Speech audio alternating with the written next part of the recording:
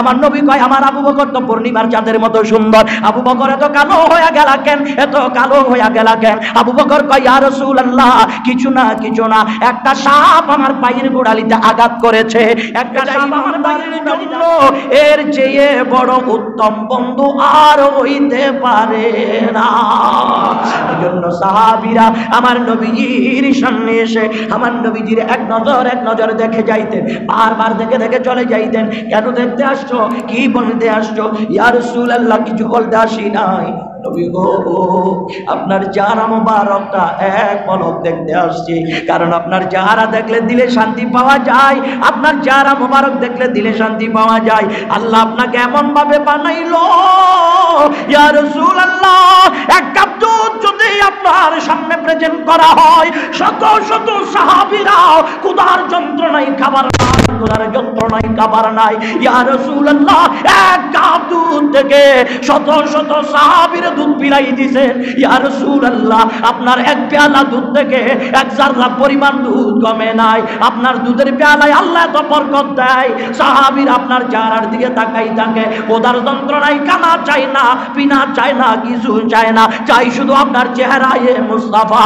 ওই চেহারায়ে মুস্তাফার প্রেমে মোহাব্বতে পড়িয়া ইয়া রাসূলুল্লাহ দুধের পেয়ালা থেকে এক ফোঁটা দুধ পান করলেন নবীজি গো, তার জীবনের সমস্ত ক্ষুধাগুলা আপনি নবীর দেওয়া নিয়ামত দ্বারা মিঠাইয়া যায়। হাবিব গো, আল্লাহ আপনাকে এত বড় নিয়ামতের অধিকারী করেছেন, আল্লাহ আপনাকে এত সৌন্দর্যের অধিকারী করেছেন, আল্লাহ আপনাকে এত সম্মানওয়ালা বানিয়েছেন। এজন্য ইয়া রাসূলুল্লাহ আমরা সাহাবীরা দুনিয়ার ধন চাই না, দৌলত চাই না, সম্পদ চাই না, গাড়ি বাড়ি নারী চাই না, আমরা শুধু চাই নবী কখনো পাবো, নবী কখনো পাবো। এজন্য আমার আব্বা জান এরা আল্লাহর নবীর সাহাবীরা বারবার আমার নবীর দেখার জন্য দিওয়ানা হইতেন। সাহাবীরা নবীজির কদম মোবারকে যখন আসতেন, কি পেটে খাবার আছে নাকি পরিবারে কেউ মারা গেছে এই খবর থাকতেন না, সাহাবীরা বারবার নবীর জবান মোবারকে কি বের হয় এটার অপেক্ষায় থাকতেন। সুবহানাল্লাহ, শুধু নবীজির জবান মোবারকে কি বের হয় এটার অপেক্ষা থাকতেন। আল্লাহর হাবিব যদি সুন্দর কিছু বলতেন, আল্লাহর নবীজি যদি সাহাবীকে কিছু বলতেন, এটা শোনার জন্য তারা কান খুলে বসে থাকতেন। নয় পৃথিবীর মুসলমান আমার নবীজিকে সাহাবীরা এত বেশি ভালোবাসতেন। আল্লাহ নবী যখন দুনিয়ার জমিন থেকে পর্দা শরীফ করলেন, একজন সাহাবী ওই টাইমে খেজুর গাছের বাগানের মধ্যে ছিলেন। আমার বাজান খেজুর গাছের বাগানে কাজ করে, এমন টাইমে তার কানে আওয়াজ আসলো, আর কানে আওয়াজ আসলো, খবর পাইলো আল্লাহর নবী দুনিয়ার জমিনে নাই, নবীজি ইন্তেকাল শরীফ করেছেন, পর্দা করেছেন। সাহাবীটা কয় ইয়া রাসূলুল্লাহ আমাদেরকে ছেড়ে চলে গেলেন, আল্লাহ এই বাগান থেকে বের হইয়া আপনার বন্ধু নবী পাকের চেহারা মুবারক যদি আমার কপালের চোখে যদি দেখতে না পারি গো, তাইলে তুমি আমার চোখে দুনিয়ার আর আলো বাতাস দেখায়ো না। ইয়া আল্লাহ আমি দুনিয়ার আলো বাতাস দেখতে চাই না, যে বাগান থেকে বের হইয়া আমার নবীজির নূরানি চেহারায় মুস্তাফা দেখব না, আমি আর দুনিয়ার আলো বাতাস দেখতে চাই না। আমার বাজান রে, মৃত্যুর আগ পর্যন্ত ওই সাহাবী আর দুনিয়ার কোনো আলো বাতাস দেখে নাই, আল্লাহ তার চোখের জ্যোতি কেড়ে নিয়েছেন। ও দুনিয়ার মুসলমান, এই সাহাবী আরো বললেন এ আল্লাহ, আল্লাহ গো আমার কান দিয়া নবীজির জবান মুবারকের আলোচনা শুনবো না। আল্লাহর হাবিব জাগির পর্দা শরীফ পড়েছেন, নবীজির জবান মুবারকের আলোচনা আর শুনবো না। আল্লাহ আমার কানে শব্দ শোনাটা তুমি বন্ধ করে দাও, আমার বদির করে দাও। যেই দিন থেকে নবীজির কথা শুনবো না, ওই দিনের পর থেকে আমি আমার কানে দুনিয়ার আর কারো কথা শুনতে চাই না। আমার নবীজির শব্দ আমার কানে আসবে না, আমার নবীজির মধুর বাণী আমার কানে আসবে না। আমার এই কানে দুনিয়ার মানুষের কথা শুনে আর লাভটা কি? আমার তো দরকার আমার নবীরে, আমার তো দরকার আমার নবীরে। এই জন্য নবীর জন্য যারা পাগল হয়, দিওয়ানা হয়, তারা জীবনের সব কিছু উৎসর্গ করে দিতেন। এটা বোধহয় জানেন না। হুজুর সাইয়েদনা সিদ্দিক আকবর আমার নবীজি যখন বলেছিলেন আবু বকর রে, আমি হিজরতে যাওয়ার সময় তোমার নিয়ে যাব, নবী যাওয়ার সময় হিজরতের রাত্রি যখন আবু বকরের দরজার গোড়ায় ডাক দিয়েছে, আবু বকর রে আমি তোমাকে নিয়ে যাব, বের হও। আবু বকর বলে ডাক দিতে দেরি, সিদ্দিক আকবর দরজাটা খুলে আল্লাহর হাবিবের সামনে হাজির দিতে দেরি করে নাই। নবী বলে, আবু বকর বিছানার মধ্যে কি পিঠকানা লাগাও নাই? আবু বকর তুমি কি বালিশের মধ্যে মাথাখানা লাগাও নাই? এক সেকেন্ডের জন্য আবু বকর তোমার চুক্তি তুমি বন্ধ করো নাই? ইয়া রাসূলুল্লাহ, যেই দিন আপনার নুরানি জবান মোবারকে আমি আবু বকরকে বলেছিলেন হাবিব আপনার সাথে আমি আবু বকরকে সফরের সঙ্গী বানায়া নিয়ে যাবেন, হাবিব গো ওই দিনের পর থেকে আজ পর্যন্ত আমি আবু বকর গণনা করি দেখলাম আজকে 6 মাস পর্যন্ত আমি আবু বকরের পিঠকানা রাত্রে বেলায় বিছানায় লাগাই নাই, দিনের বেলায় নবীর কদমে, রাতের বেলায় দরজার সাথে লাগানো। কারণ যে কোনো মুহূর্তে আমার নবী এসে আমার ডাক দিতে পারে।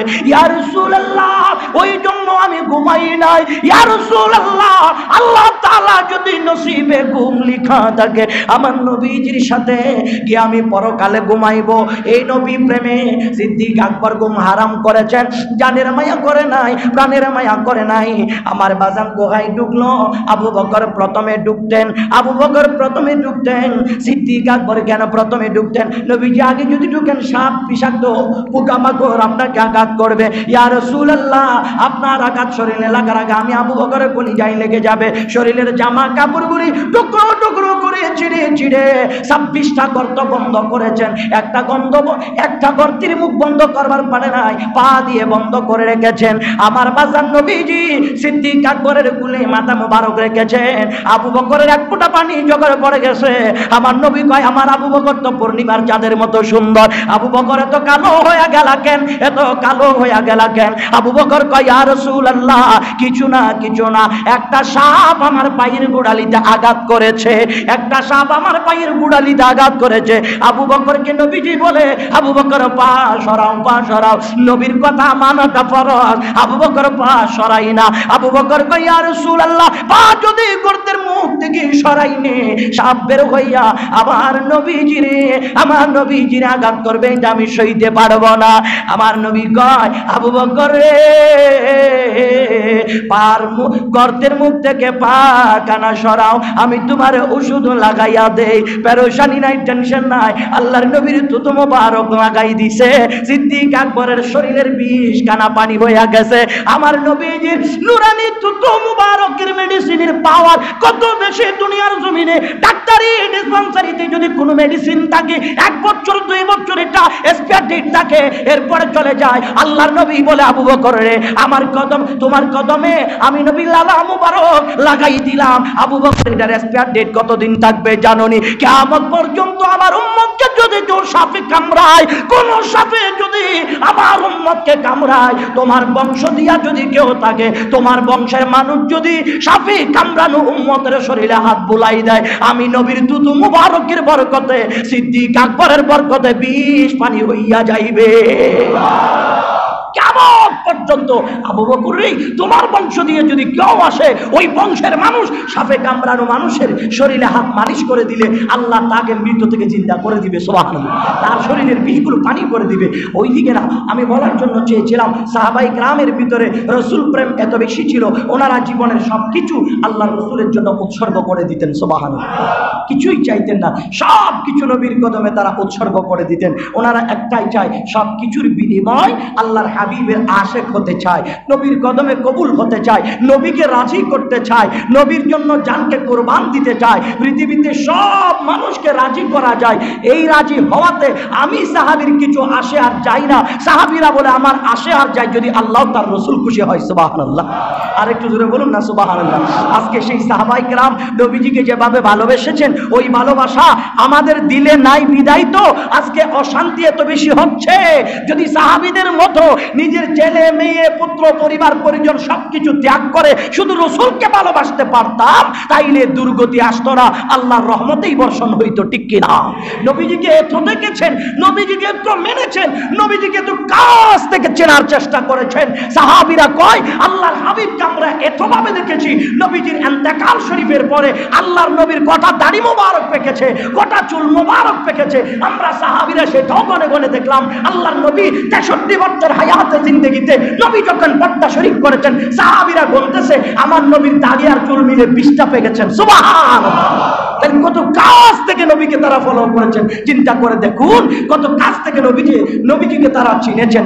আমরা তো নবীজির মহব্বত মুখে যদিও বা বলি, কিন্তু অন্তর দিয়া, নিজেদের আচরণ দিয়া, নিজেদের কর্ম দিয়া আমরা প্রমাণ করতে পারি না আমরা যে রাসূলকে ভালোবাসি। আফসোস, আজকে রাসূলুল্লাহর ভালোবাসা যদি উম্মতের ভিতরে থাকতো, রাসূলুল্লাহর ভালোবাসা যদি উম্মতের ভিতরে থাকতো, আজকে তো জালিমেরা, এত অমুসলিম, এত কমিউনিজম, এত বেঈমান বদমাইশেরা রাসূলুল্লাহ শানে আঘাত, ওলিদের শানে আঘাত, কোরআনে আঘাত, ইসলামে আঘাত মুসলমানের সন্তান করে বসে আছে।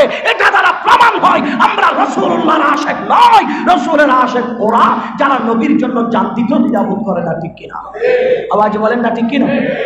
ও মুসলমান, সাবধান, সচেতন হোক।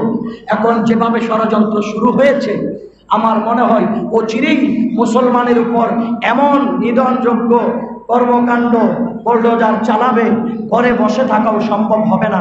আপনারা কি দেখেন নাই ভারতের মধ্যে মসজিদে আগুন জ্বালাই দিচ্ছে? এখন ভারতে মসজিদে আগুন জ্বালাই দিচ্ছে, বলছে এই মসজিদে আমাদের আগে প্রাচীন মন্দির ছিল। ভারতে গরিবে নামাজের রাউজা মুবারকের বিরুদ্ধে মামলা করেছেন ভারতের আদালত। চিন্তা করে দেখেছেন? আল্লাহর ওলি। এবং শুধু এটা না, রাসূল প্রেম যেমন উম্মতের মধ্যে দেশপ্রেম থাকা, এটা হচ্ছে ঈমানের লক্ষণ। সুবহানাল্লাহ! নিজের দেশের প্রেমও থাকতে হবে। ভারতবর্ষে বাংলাদেশের দূতাবাসে আগুন লাগিয়েছে, ভাঙচুর করছে। চিন্তা করে দেখেছেন কি অবস্থা হচ্ছে? আল্লাহ তাআলা এই সমস্ত ষড়যন্ত্র থেকে মুসলিম উম্মাহকে হেফাজত করুক, আমিন। আর একটু মহব্বত বলুন আমিন। আমাদের দেশকে সমস্ত ষড়যন্ত্র থেকে আল্লাহ হেফাজত করুন, সমস্ত ষড়যন্ত্রকে নস্যাৎ করে দিয়ে আল্লাহ স্বাধীন সোনার ভূখণ্ডকে বিশ্বের মানচিত্রে মাথা উঁচু করে তাকার তৌফিক দান করুক।